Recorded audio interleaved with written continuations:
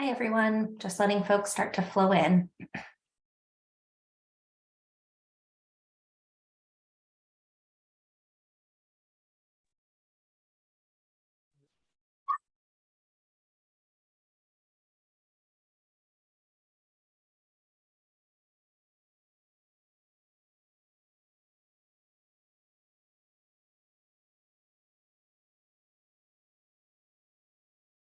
We'll just give it maybe 30 more seconds to let folks join. I know it always takes a while with these large webinars, so just bear with us.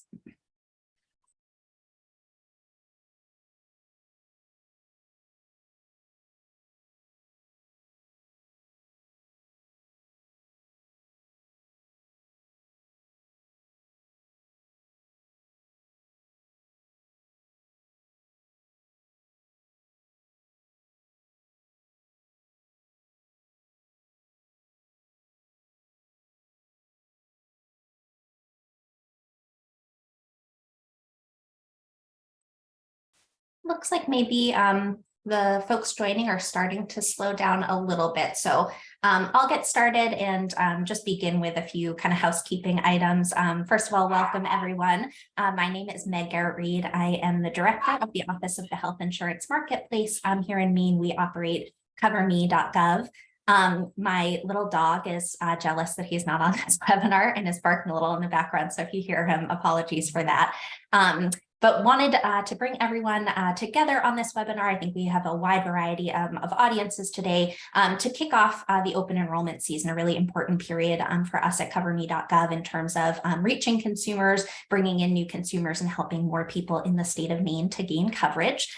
So we're going to be covering a lot of topics today. I know, just want to say up front, if there's some, high-level background that we share that's repeat information for you, bear with us. We've got some sections on updates coming for the 2023 plan year that I think brokers and Maine enrollment assisters will really benefit from hearing.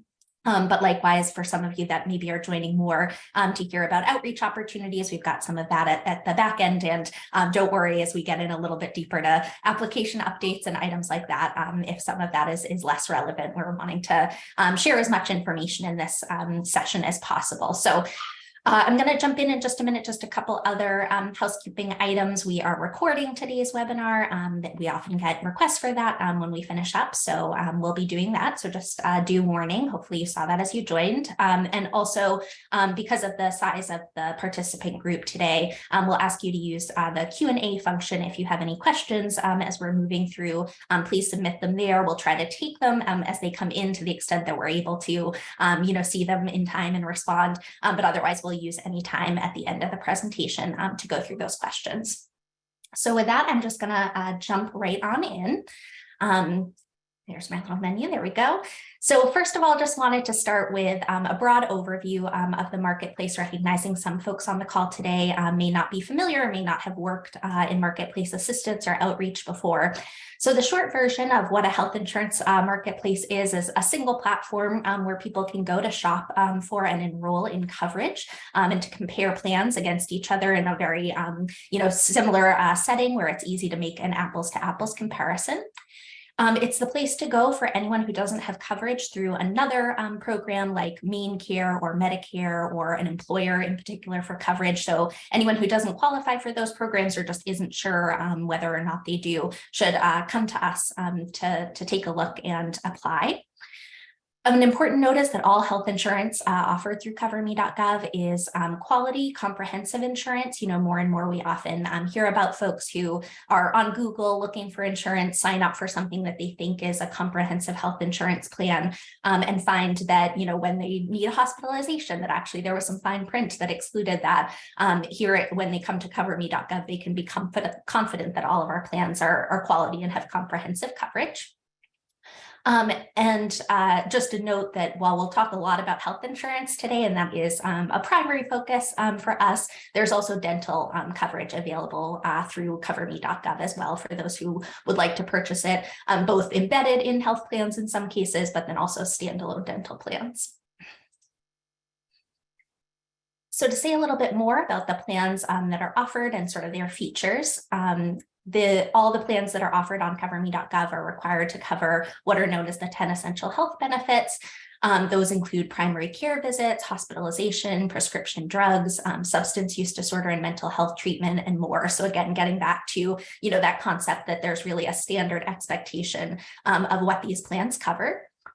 Plans also cover many preventive services at no cost at all to consumers. That was another requirement of the Affordable Care Act of these plans. So things like your immunizations that are recommended, and things like cancer screenings, colonoscopies or mammograms for women are covered at no cost. All the plans offered on CoverME.gov, all the health plans are categorized into metal levels. So those are bronze, silver, gold, and platinum. And the metal level helps to indicate how the plan and the consumer share the costs under the plan. So, varying sort of the percentage of costs on average that each party would be expected to pay. So they only sort of refer to value. They're not indicators of the quality of the plan or the health coverage that can be accessed through the plan. They just give a sense of essentially what I often refer to as the generosity of the plan, sort of how much is the plan going to cover versus what the consumer might have to cover out of pocket if they do need health services. With bronze being the plan that, often will have the lowest premiums available, but maybe the highest out-of-pocket costs.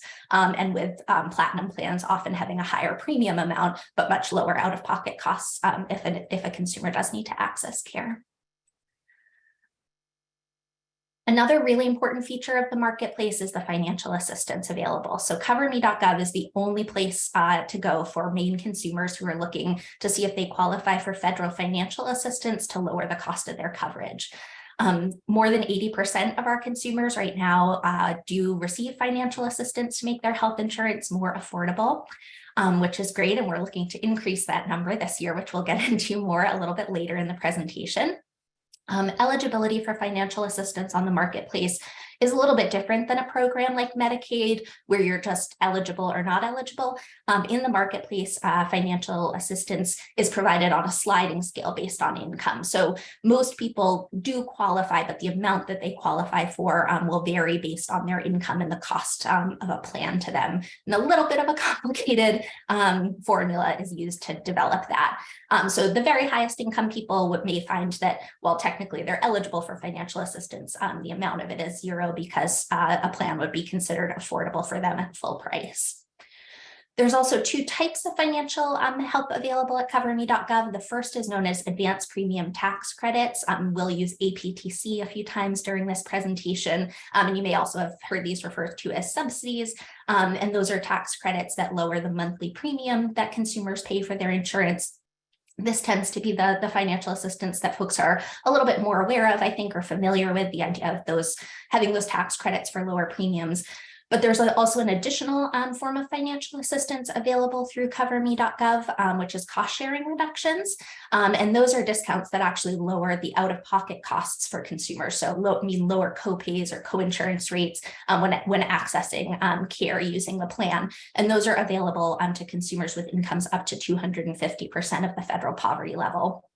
The reason we really like to emphasize that and call it out is we know that, especially for folks who are, maybe lower income, and right now we don't have many people transitioning off of Maine Care because of some policy reasons related to the COVID pandemic. If someone is transitioning, we know that it's a big jump to go from a Medicaid program, Maine Care, that often has very little or no out-of-pocket costs when seeking care, to private insurance, and want to make sure that folks know there is this sort of sliding scale again of help available to make sure that they have lower costs when they're actually needing to seek care and don't have a barrier of a big bill coming their way, given the different structure of commercial health insurance. The last piece I'll say in terms of broad sort of background on the marketplace is that we're coming up on the open enrollment period for CoverME.gov, which will run from November 1st of this year through January 15th of next year.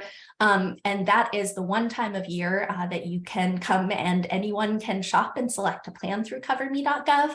At other times of year, again, unlike Maine Care, where you can apply whenever you come across the program, outside of this open enrollment period, someone would have to experience a qualifying life event.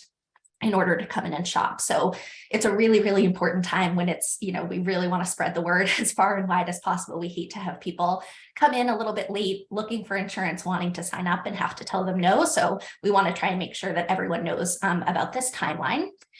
And within that November 1st to January 15th window, there's a couple, important dates to keep in mind. One is that December 15th is the deadline to choose a plan that will be effective on January 1st. That's sort of an interim deadline to make sure that there's coverage at the start of the year. Plan selections after that date, but before the January 15th final deadline, will be effective on February 1st. So I wanted to move on and spend a little time giving a bit of an introduction to what we call our plan compare tool. And the reason I wanted to cover this is, I said that eligibility isn't totally black and white in the marketplace. It can be a little bit hard to understand intuitively or explain to consumers, and want to make sure folks know that we have this tool available that allows consumers to come in and just preview plans, get a sense of their eligibility and what costs might be for them without needing to complete the whole detailed application and submit it or even create an account with us. This can be totally, as we say, done anonymously. It also includes tools to check about things like preferred providers that an individual already has a relationship with, costs for their prescription drugs, other important elements when they're trying to choose a plan. So just to give a quick preview of this, and I'll also say, I think we have 2022 screenshots in here, but the 2023 preview is actually already live on our website. So if folks are interested to go and take a look at what plans are looking like for the upcoming plan year, that's something that they can do now, even before being able to shop within the CoverME.gov application. So just briefly, using this tool, it starts off just asking for zip codes, since that's key to finding what plans are available and the price that the consumer will pay for them. We have everyone enter information for each member of the household, and it's important that they enter anyone that's part of their tax household, even if the person doesn't need coverage. We have a little checkbox at the bottom here to say not seeking coverage if you want to exclude them from the plan estimate that you're looking at, but they do need to be included for the calculation of financial assistance. Don't need name or anything like that. Really, the only key piece of information to enter is the age they will be when the coverage begins. There's a couple more questions which are optional, but consumers can use them to help make sure that they get the best estimate of cost available to them. So one is to just do a self-assessment and rate health, trying to get a sense, is this someone who is likely to be using a lot of health services during the course of the year, or, someone who's really just expecting to go in and, have a couple of primary care visits potentially during the course of the year. And then expected procedures as well, which again helps with the cost estimate, because it can factor in, knowing that if there's a knee replacement coming up, or someone is pregnant or expecting to be pregnant and going to be delivering a baby, being able to put that in gives a better sense of expected costs for the year. And then there is also a few additional questions that help with cost sharing eligibility, as well as mean care eligibility that we ask consumers to answer as well if they apply to them. Then the household can enter just an estimate of their income for the coverage period that they're looking at. Typically, if someone's using this for open enrollment, they'd be looking at estimated income for the year ahead. But if it's for a special enrollment period, it works to put in current expected income as well. And then there will be just a preview of potential financial assistance, which you can see over on the right here, which includes both the amount of the APTC the individual is potentially eligible for, as well as any cost sharing reduction eligibility, which is that CSR eligibility, as you noted. Then moving on into the actual plan comparison tool, there will be a display with all available plans in one long scrolling window.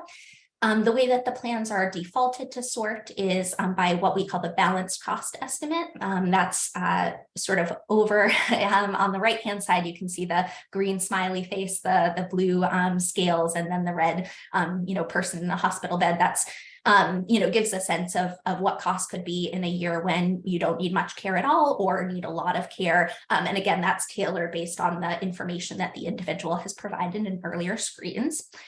If you want it sorted by any feature or factor other than the balance cost estimate, that is an option with those sort by buttons up at the top of the page, or a drop-down menu from the three little dots there to sort by things like if you just want to see what is the lowest premium that the individual can pay per month, it's possible to sort that way as well.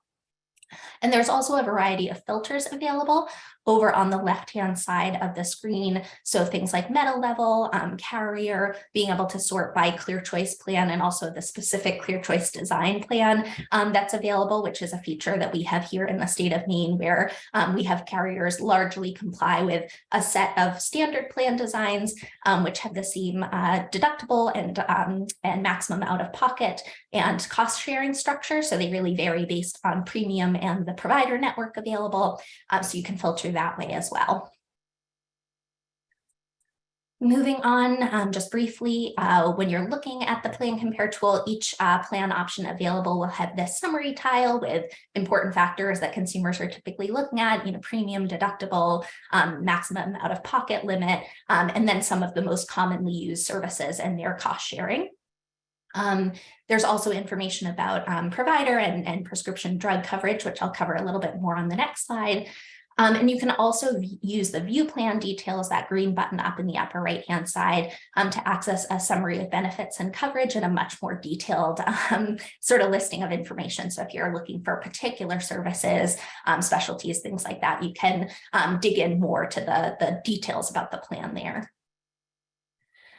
Just a couple of features that I especially wanted to highlight here is the information about providers and whether or not they are in network for each plan, including whether they are in a tier 1 or a tier 2. So increasingly here in Maine, we see plans using what they call tiered networks in their health insurance benefit designs, where tier 1 is the cost sharing that you'll typically sort of see displayed in tools like ours comparing plans, but there's also a second tier of network providers who are in the network and do have coverage, but at sometimes higher levels of cost sharing than a tier 1 network provider would. So that's why we wanted to differentiate that, and we do that using this little orange check mark in the provider lookup tool. So if a provider of any kind is included in the network and is tier 1, they'll have the green check mark. If they're tier 2, they'll have that orange check mark. And what that means really varies from plan to plan and carrier to carrier, but it's just a little sort of flag to, if you're working with a consumer or a consumer is looking themselves, to do a double check and say, what is that going to mean if this preferred provider of mine is tier 2, just to double check that you understand what that cost sharing will be before selecting a plan. And then knowing the importance of prescription drug out-of-pocket costs for consumers, also wanted to highlight that not only do we show whether or not a prescription drug is covered by a given plan, indicated by that little green check mark, but you can see here what it looks like if the consumer, if you hover over that drug name, this pop-up box will come up that shows what the out-of-pocket cost for the prescription drug is and any prior authorization or step therapy needed, since I know that can be an important factor for folks who are using prescription drugs throughout the year. One final feature I wanted to share about the plan comparison tool is what's called nav mode on the interface, short for navigator mode. You can see I had to make it small to squeeze it all in, but when you're in the interface up in the upper right corner, there's a little blue button that you can click to access this. And what it does is just allow for a couple extra special eligibility cases to be selected for individuals that are in the household. One of those is eligible former foster youth, so individuals who aged out of foster care with Medicaid eligibility are eligible to keep that Medicaid coverage until they're 26, so that covers that scenario.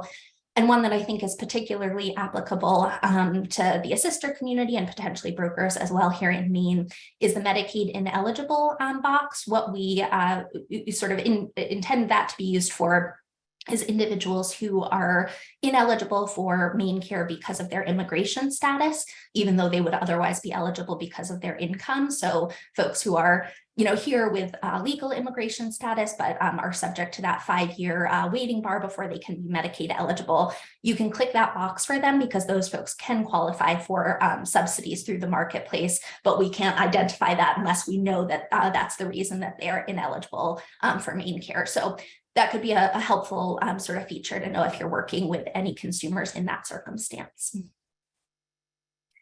Finally, the last piece that I wanted to highlight, because we got some questions about this during open enrollment last year, was accessing the Plan Compare tool through when you're logged in and have completed an application. So the Plan Compare tool definitely has more kind of robust features and a little bit of an easier interface to use for comparing plans than the embedded shopping tool within the CoverME.gov application. But there is a way to access it within the application, which is via this green button at the top of the Choose Plan page. If you select that, it'll redirect you to the Plan Compare tool, but take the information from the application and pre-populate it for you. So you won't need to do those screens where you enter household members and income. All that will be taken in from the application that you've completed on CoverME.gov, and you'll go right to the screen where you can select providers and prescription drugs and move on from there. And you can also, as you're comparing and shopping for plans in the tool, if you find one that you'd like to select, the Select Plan button within the Plan Compare tool will redirect you and bring you back into CoverME.gov to complete that process and finalize the enrollment. The one note there is that they are separate applications. So if you're spending quite a while in the plan shopping tool, or more than 15 minutes, which isn't that long when you're comparing a lot of health plans, I know, CoverME.gov will time out for security reasons. So just something to be aware of. There's kind of a couple options there. And I will say long-term, we'd like to find a better solution for this and are working on that. But for the time being, either just going back into that tab and moving things around a little bit, kind of keeping it active is one solution, or just making sure that you're noting down some key information about the plan that you find in the Plan Compare tool. You can then go back and use the simple sort of filters within this embedded tool to just find that plan and select it when you're ready. So having covered Plan Compare and sort of that tool, which again, I'll just say is great not only for shopping, but also really as an outreach tool, as a way to, without needing to spend a lot of time or put in a lot of effort, you can help people to just get a sense of their eligibility and the cost to them. But we did also want to give an update. There's quite a bit that's new for this year and some exciting developments. So wanted to jump into that next. First of all, wanted to share that we do have a new health insurance carrier on CoverME.gov this year for the first time in several years, a new entrant to the market, and actually a brand new entrant into the world of health insurance, a new company called Taro Health. Did just want to share they are only offering plans to consumers in Cumberland County. So you may hear about them or be aware of them, but if you're shopping and you don't see their plans and you're looking outside of Cumberland County, that is why. But if you're in Cumberland County, be on the lookout. And we generally don't, share too much in terms of updates from the carriers on plans themselves, but did want to note, I know Consumers for Affordable Healthcare is hosting a webinar tomorrow when the carriers will be presenting about their plan offerings for the coming year, and know they've had a lot of interest in that. So hope many of you will be on there, and I'll see you on there as well. Next, I wanted to talk about the redetermination and renewal timeline for CoverME.gov. So for those who are relatively new, just a quick reminder that each year in the marketplace, we automatically renew individuals in either their existing plan, if it's continuing for the next coming coverage year, or the most similar plan available from their health insurance company. So that's something we do as kind of a backstop, so people don't have to actively come in and take any steps to renew their coverage, though we really encourage them to do that. And we did do that last year, but last year was a very unique year because the federally facilitated marketplace healthcare.gov was still handling 2021 coverage. We were only handling 2022. So this open enrollment period will be our first open enrollment period where we're both kind of open for business for the current year and the upcoming plan year. So that's why we wanted to just give a quick review of that process. We'll say that last week we actually did run redeterminations of eligibility for all of our returning customers.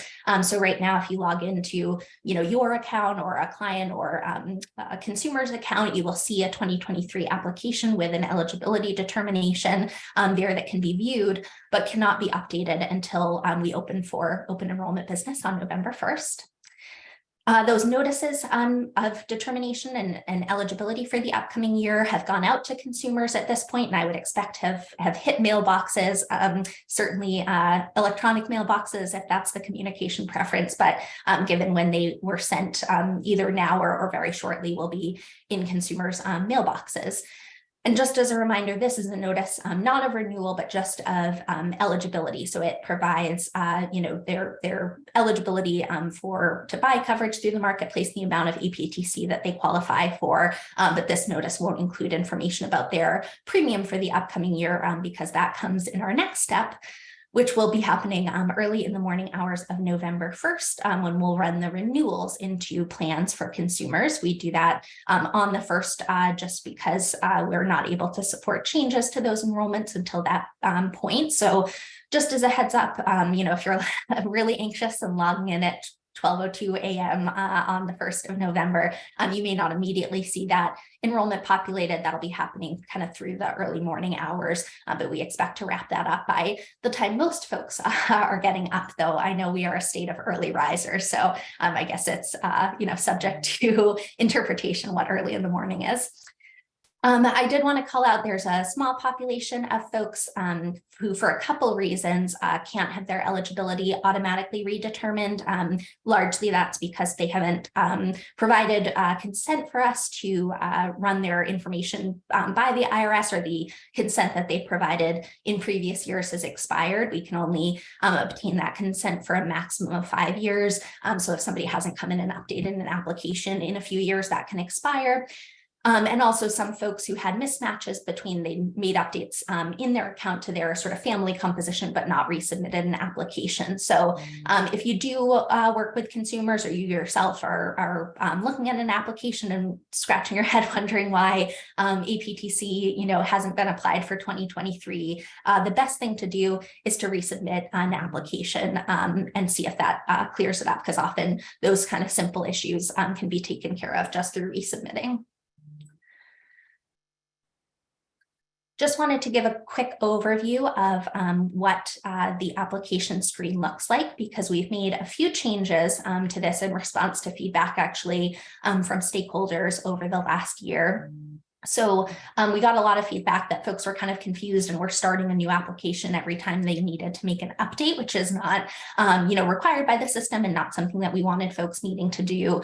So we've kind of rearranged the application page. We've moved the most recent application up to the top and also added this little blue label that says current to make very clear which application the current eligibility on the on the account is derived from, moved the start new application button down to the bottom, and added a little bit more explanatory text to point people to that little actions tab to use the copy to new application feature in order to be able to just, only make updates to the information they need to without re-entering all application information for their family members. The other change is that there's now this year column here to represent whether an application is for 2022 or 2023. So good thing to keep an eye on, moving forward. When you're looking to copy to a new application after November 1st, you'll have an option to select whether you're looking to update for 2023 or for 2022. Moving on from that, and I was just going to highlight again that these applications are visible. You can go in and view what the determination is and review the information in the application for 2023. But until November 1st, that copy to new application feature will be disabled because we can't accommodate updates to 2023 plans until open enrollment starts. So another new update for the coming year is an exciting one, and actually it's a continuation really of current policy, but one that we were on the edges of our seats waiting to find out about until this summer. So there was more generous financial assistance. You may remember first authorized in the American Rescue Plan Act back in 2020 or 2021. And those subsidies were set to expire at the end of this year, but were extended by Congress in the Inflation Reduction Act that passed this summer to extend through 2025, which is just wonderful news for consumers here in Maine. In addition to making advanced premium tax credits, APTC, more generous for people who are already eligible, they also make people eligible, or excuse me, people with income over 400% of the federal poverty level eligible for the first time if premiums would otherwise be considered unaffordable for them, so exceeding 8.5% of their income.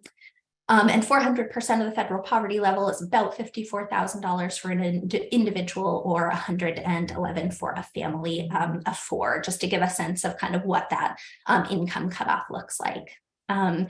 We're really thrilled about that, particularly here in Maine. I think there's a couple populations who particularly benefit from that. Some of our older Mainers and a lot of our consumers in CoverME.gov are sort of in that 45 to almost 65 age range. And for them, their premiums can be rated based on their age, so can be quite a bit higher. So even if someone has a bit of a higher income, it can be very expensive for them to buy a premium with no financial assistance. So being newly eligible is a huge game changer and can really result in a lot of savings for them. And some of our consumers up in the northern part of Maine, where geographic rating also means that their premiums are higher, can benefit as well. But, you know, we see folks across the income ranges and across ages benefiting quite a bit from this change in policy. So really, really want to spread the word about this. And you'll see a recurring theme through our presentation today is really making sure to double check eligibility, because even if you haven't qualified before, this is the year to come back. A lot of people are newly eligible.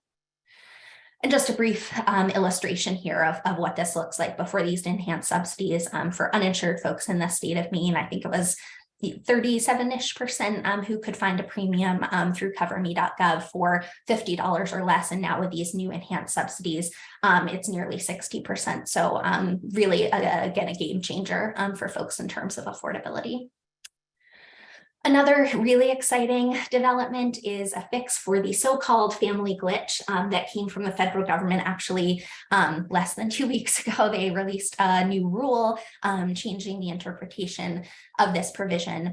And what the family glitch refers to is that previously, the way that eligibility was determined is sort of predicated on not having access to another form of minimum essential coverage, as we call it, meaning that if you have a job and your employer offers you coverage that's considered affordable to you, you can't choose to come to the marketplace and apply for financial assistance. You sort of need to take that coverage that your employer is offering, or you can enroll in full price coverage through the marketplace. And the way that affordability was determined is there's a threshold set by the IRS each year. For 2023, it will be 9.12% of income. So if a premium exceeds that amount, it's considered unaffordable. If it's less than that, it is considered affordable.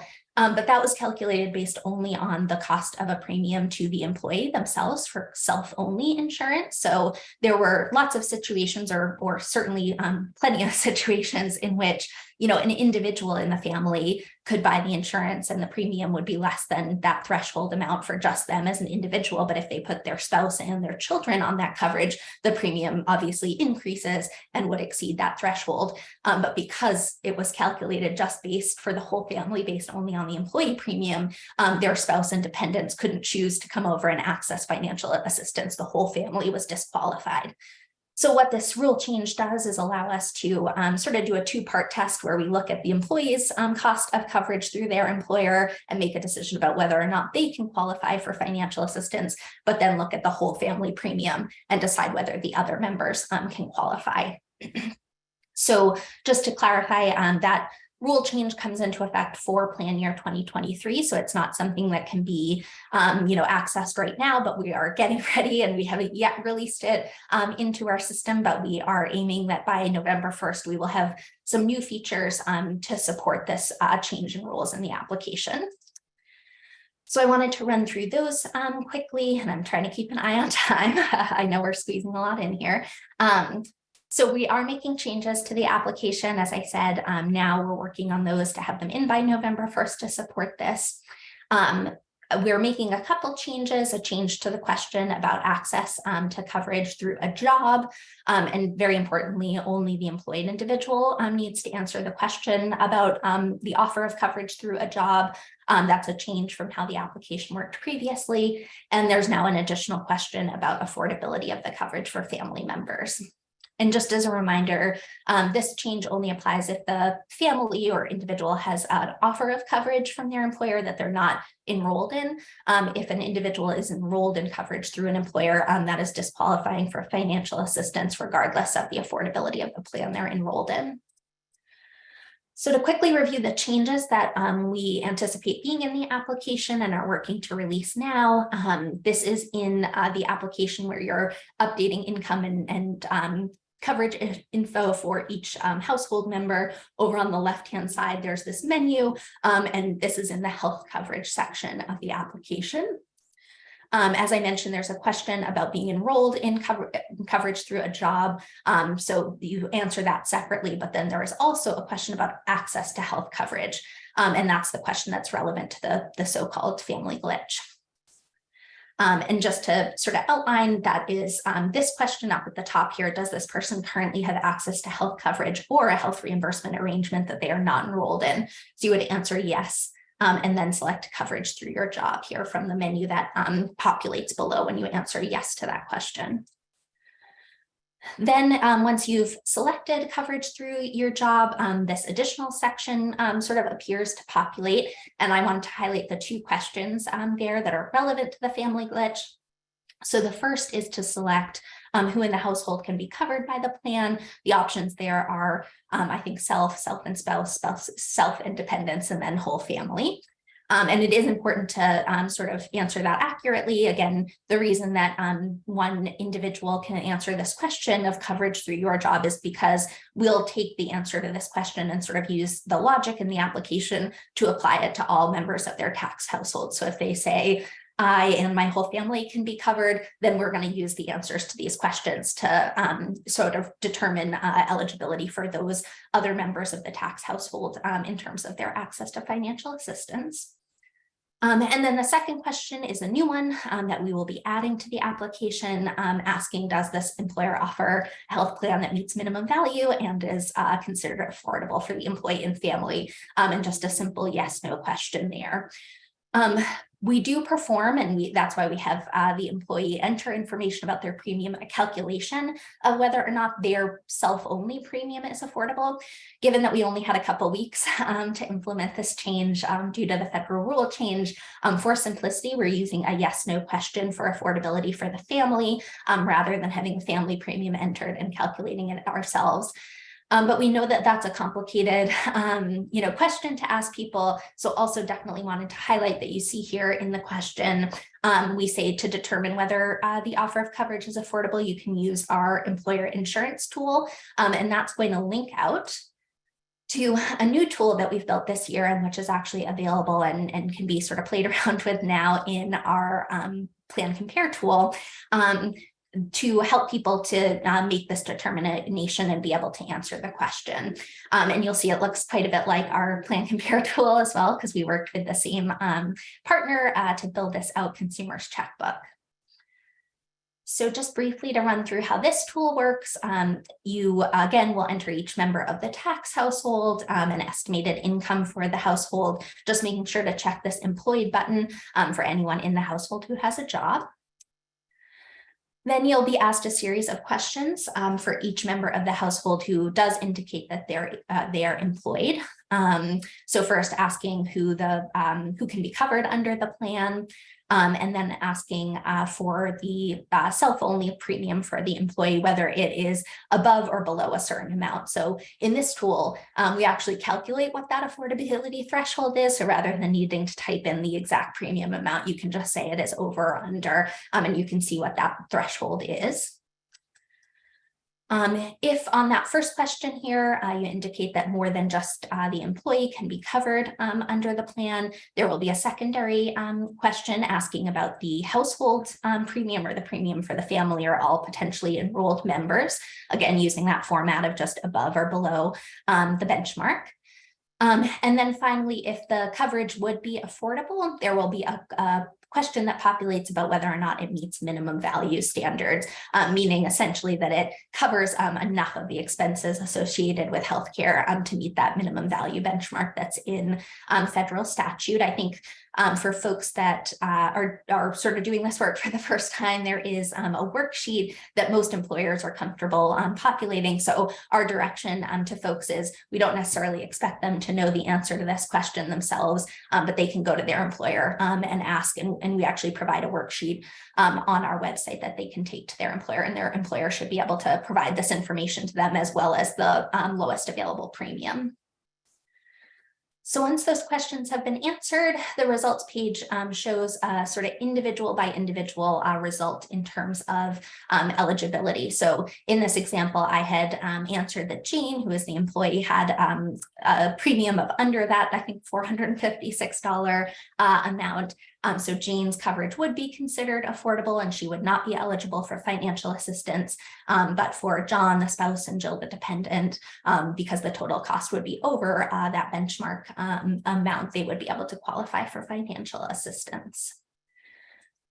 I'll just actually do a couple more points. So we are working, and once we've got the financial or the family glitch functionality in the application for 11.1 on getting some training slides out to brokers and main enrollment assisters that will go over this in more depth. So just a heads up to be on the lookout for those. And one other point I wanted to make, I think one point of complexity with a family glitch is in cases when there are multiple offers of coverage from an employer, just being thoughtful about making sure in our tool to enter the premium for the lowest cost plan that does meet minimum value standards, if there is one available. That's the sort of the correct number to use for calculating eligibility for financial assistance. So if they, have a really, really low cost plan, but it's, quite a slim limited benefit type of plan, to sort of exclude that one and go to the next available plan, kind of up the ladder that would provide minimum value.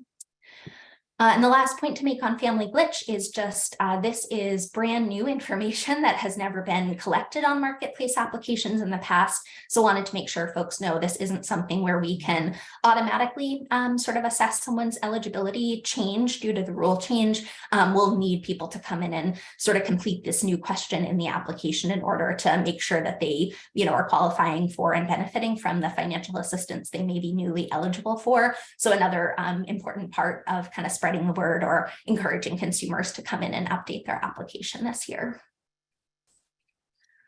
So moving on to another important update for the upcoming plan year, and this is something actually active in the application now. Our eligibility results page has been changed up and now displays eligibility results by tax household, just to help people understand. Sometimes it's not a common scenario that we have multiple tax households applying together, but it does happen. And now you'll be able to sort of visualize that. I think both helpful in understanding eligibility results and frankly in kind of troubleshooting. If you think everyone should be filing taxes together and you see two different tax households represented on the eligibility results page, good to go back and double check answers to the tax filing questions in the application. The page also now includes information about the level of CSR eligibility available. So previously we had just said, this individual or this household is eligible for extra savings with cost sharing reductions. Now we actually say 87% versus 73%, which I think will be helpful as well to people in understanding changes, maybe from minor income changes on application updates.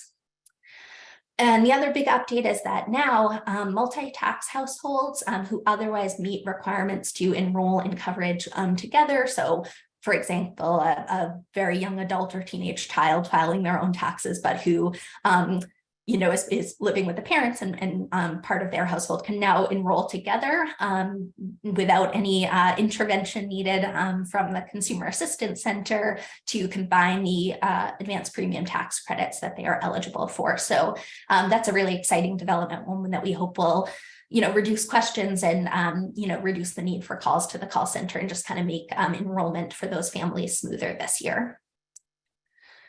This is not a change per se. There's some little changes, more of a reminder, because it's something that hung up a lot of folks last year during open enrollment. We do allow start and end dates to be entered for income to help consumers who have variable income through the year or temporary income to enter it. But a future start date for income should only be used if the income isn't yet being received. So knowing that you're going to be starting a new job imminently. And income end dates, again, should only be used if there is actually a known end date, like leaving a job or, a pension ending, something along those lines. If consumers, in open enrollment last year in the course of the year entered end dates of 12/31/2022 for income, which is something that we've come across from time to time in working cases, what that looks like in our system when we redetermine their eligibility is no income at all in 2023. So again, this is one of those little troubleshooting tips. If you're working with a consumer or see someone who had APTC eligibility in the past, you're not seeing it on their 2023 determination of eligibility. This is another great thing to check, just to go into the application. And now you can look at it after November 1, update it, just to make sure that there are no income end dates that are inappropriate or not, correct for the income, to make sure both that it's resolved for this coming year, but that it doesn't present a problem again next year, a redetermination. And finally, just a quick sort of run through of other updates, then I'll promise I'll let you listen to somebody else for a few minutes. A few other things that we've done over the course of the past year that we wanted to share, or updates just generally. One is that individual market plans in 2023 won't be rating consumers for tobacco any longer. That's the result of a policy change to merge the small group and individual health insurance sort of risk sharing here in the state of Maine.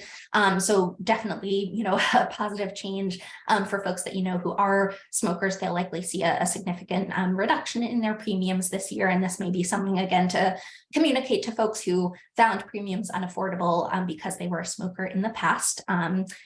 Also wanted to note, because it was something that consumers, we sort of heard questions about last year, we did change the contrast in the application to make the text easier to read. Definitely heard that and know that folks struggled with that. So you'll see that now, and hope that that helps quite a bit with readability this coming year.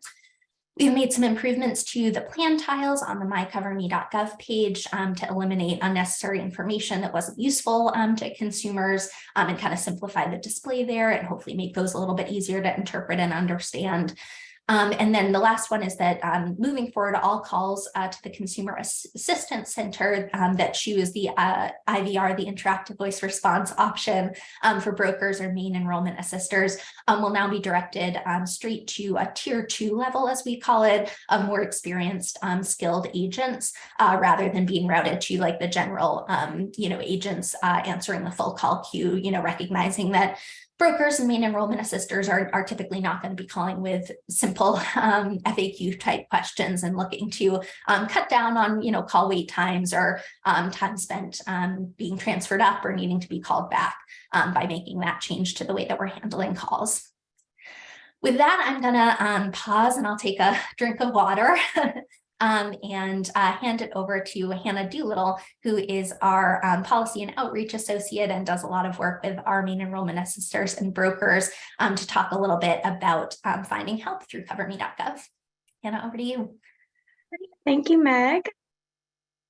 We can move on to the next slide. I'll provide a little overview of the free help available to consumers on CoverME.gov via our CoverME.gov certified brokers and Maine enrollment assisters, both of which many are local, based in Maine, and that help is free to consumers. We specifically encourage the consumers who maybe have sort of more complex household composition or complex income to reach out to our brokers and Maine enrollment assisters for extra assistance. And those people can be designated, directly in the application, or can be contacted through our Find Local Help tool as well, which is on our next slide. Thank you. So on our website on CoverME.gov, we have our Find Local Help tool available, and that will allow consumers to enter their zip code or their town name, and the tool will populate with help available to them in their area. And just as a quick reminder about the Find Local Help tool, it is a geography-based tool, and it's based on, the location that the consumers are providing in Maine. So it shows our Maine enrollment assister organizations and our brokers that are located in the state of Maine only. We also have our Consumer Assistance Center available as a place where folks can report any technical issues, ask any questions. Consumers can, call in for assistance updating an application, questions about their eligibility determination. And we do offer extended hours throughout open enrollment. So the CAC will be available Monday through Friday from 8 a.m. to 8 p.m. And we will also offer Saturday hours as well. Oh. And the number for the CAC is displayed on this screen, but it's also very prominent on our website and within the application. All right, we can move on to the next slide. Reminders for certification for brokers and Maine enrollment assisters.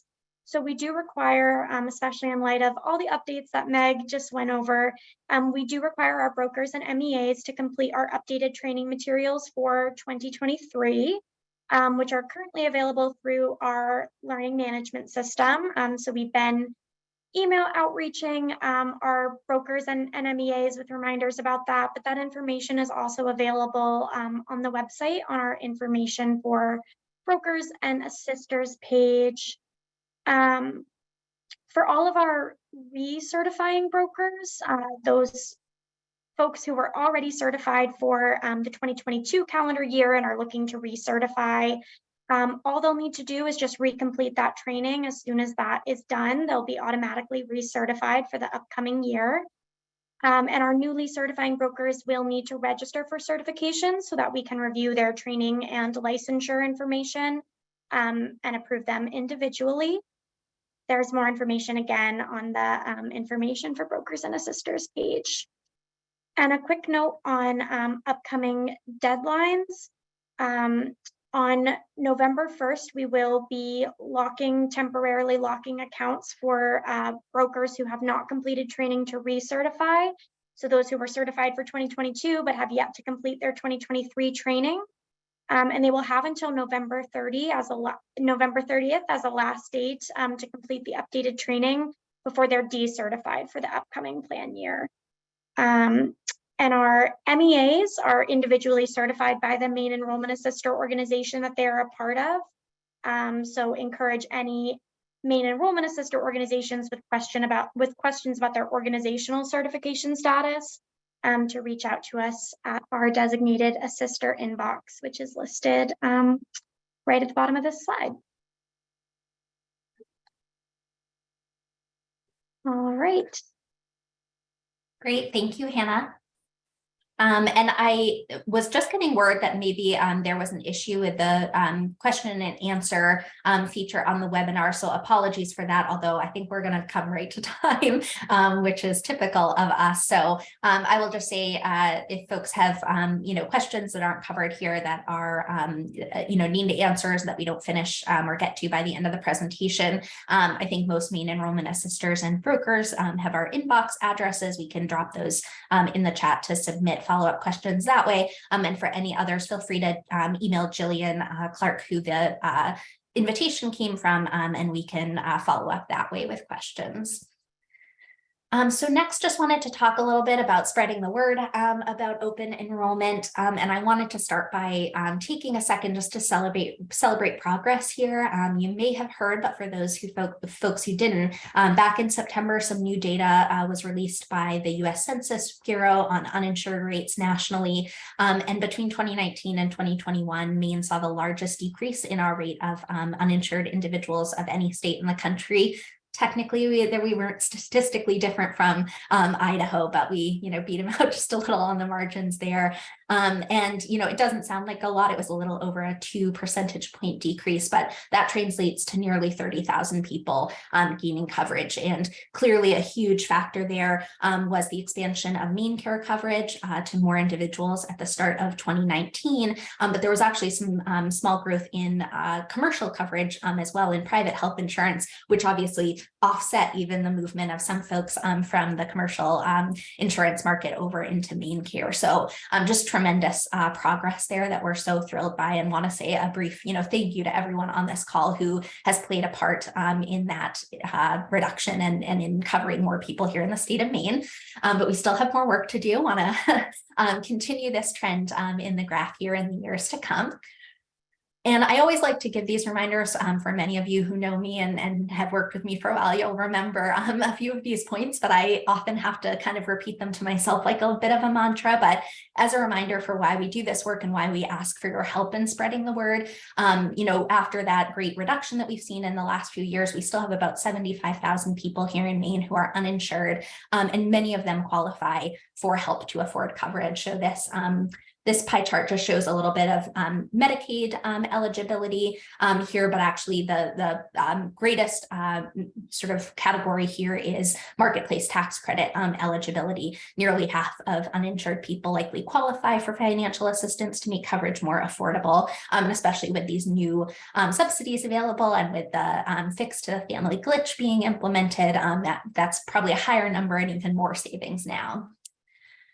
Unfortunately, even though this is hard for those of us working in this field to remember, there are still really persistent gaps in awareness about coverage options available for people. Some of this is the same folks. Some of it is especially young people. Every year there's kind of a new category of young folks maybe aging off their parents' insurance, getting out on their own and not being aware of coverage options available to them. So I wanted to point out this survey data. This is national data, not Maine specific, from 2020, but about awareness of first the marketplace in general. And you'll see that there's a good number of people who only have some awareness. There's 20% who know nothing at all about the marketplace. But then what really stuck out to me was the 41% who said that they knew nothing at all about the financial assistance available through the marketplace. So mention that mainly to just really drive home that we're not just saying there's a marketplace here available, but one of the most compelling data points or information that we can share with people is about the savings that they can qualify for and what that can look like for them in practice. So with that, and sorry, I thought I was going to leave you more than 3 minutes. I'll turn it over to Jillian Clark, who's a newer member of our team, a policy outreach and communications associate, to talk a little bit about how we hope you can help us in the upcoming open enrollment period. Hi, everybody. I will just go through this briefly. As said before, these are the key dates that we're looking at for CoverME.gov open enrollment. I hope everybody knows November 1st, a few days, open enrollment will begin. December 15th, enrollment deadlines for coverage starting January 1st, the new year, are due, and January 15th, 2023 is the end of open enrollment. So the key messages, what we really want to get out there, CoverME.gov is Maine's official health insurance marketplace. We are still relatively new, so we really want to get it out there that it's the place that Maine people can find affordable, comprehensive health insurance. Also, increased financial subsidies are available to lower monthly premiums and out-of-pocket costs. And that means that more families will be eligible for financial assistance this year to make coverage more affordable.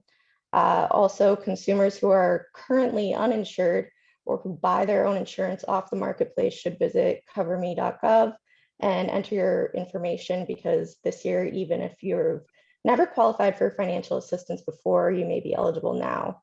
And of course, we always want to hold up the free enrollment help that is offered and available to help find the plan that's best for our consumers, as well as the help page on our website and the Consumer Assistance Center. So the people who will be helped by CoverME.gov, just to name a few, these are some groups that will use CoverME.gov. So people who are uninsured and do not have access to affordable health insurance through their job, people who buy their own health insurance, such as self-employed, seasonal, or gig workers, and people who work part-time and do not qualify for their employer's benefits. And also with the fix to the family glitch, it is especially important for organizations to reach out to families where one member has employer-sponsored insurance, because they might qualify for financial assistance that they did not in the past. And on that note, with Family Glitch, a lot of consumers, most consumers, aren't going to know what the Family Glitch is. And messaging using that type of language can be a little confusing. So we're hoping just to get the message across that federal rule change has made more people and their families eligible for financial assistance to help pay for the marketplace coverage. And even if they haven't qualified in past years, we once again want to encourage everybody to apply this year and see if they're eligible this year due to the changes. And brokers and main enrollment assisters should review the accounts of clients they believe may benefit from this rule change, so that they can reach out to them and see if they qualify for assistance under the new rule. And finally, how can you help? There are so many ways. Our outreach toolkit is coming soon, and you will be able to find that on our website under About Us, and then Partner Resources. We will also be sending out an email when that is available and ready for use. You can invite us to speak on calls or at events. You can include information about open enrollment in newsletters and emails. You can utilize your physical space to host main enrollment assisters. And you can distribute materials at events in your locations.